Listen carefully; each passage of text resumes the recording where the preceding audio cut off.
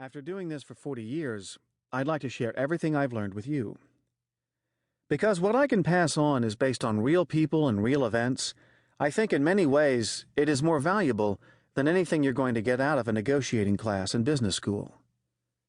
Among the subjects to be covered are the keys to great networking, how to win before you even begin, how to develop leverage for yourself, how to take advantage of what others may accidentally give you, and of course, how to close the deal.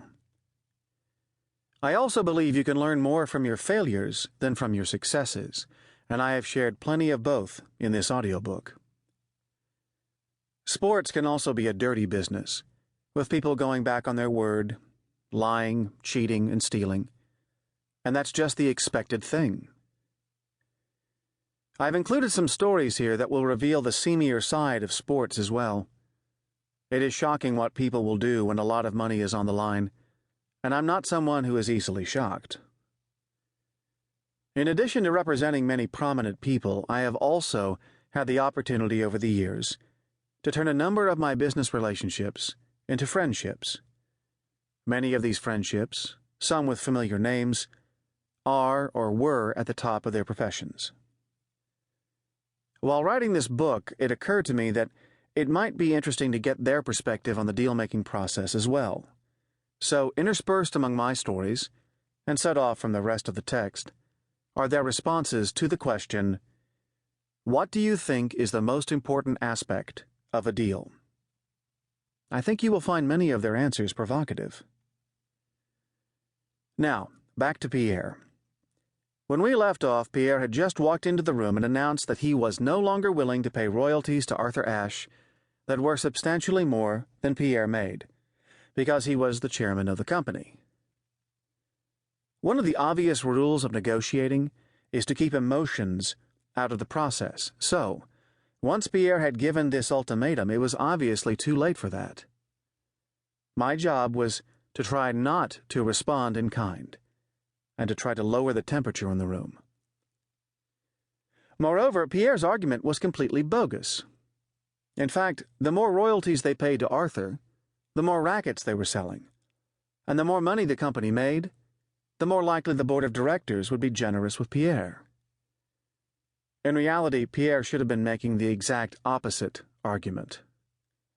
But none of that mattered now. There were 8 or 9 people in the room, and they were all looking at me to see how I was going to respond. There was dead silence, and you could feel the tension. After thinking for a moment, and I didn't know where this came from or why it occurred to me, I said, "But Pierre, Arthur has a much better serve than you do." Everyone laughed, and the tension in the room was immediately broken. We ended up accepting a smaller royalty, but we did get a royalty, and we kept the relationship going. Chapter 1: 10 Rules of Power Networking. In 1937, a man by the name of Dale Carnegie wrote a book entitled How to Win Friends and Influence People, which went on to become the best-selling self-help book of all time. It was intended primarily as a book on personal growth, yet more than 70 years later, it remains among the top 50 titles on the business bestseller list. Why? Because all things being equal, people like to do business with their friends. And all things not being equal, people still like to do business with friends. By friends, I don't mean your buddies from back in high school. More often than not, that can be a loaded situation. What I do mean is that there is probably nothing more fundamental to good business than building long-lasting relationships, dealing with the people you know and who know and like you. One of the most well-liked men in the sports business today is Under Armour's young founder, Kevin Plank.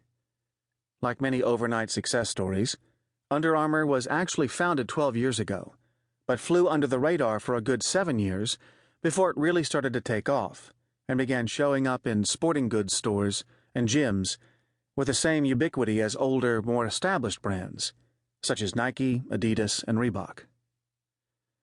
Today, Under Armour is a $750 million company, and recently I had the opportunity to talk to Kevin over breakfast.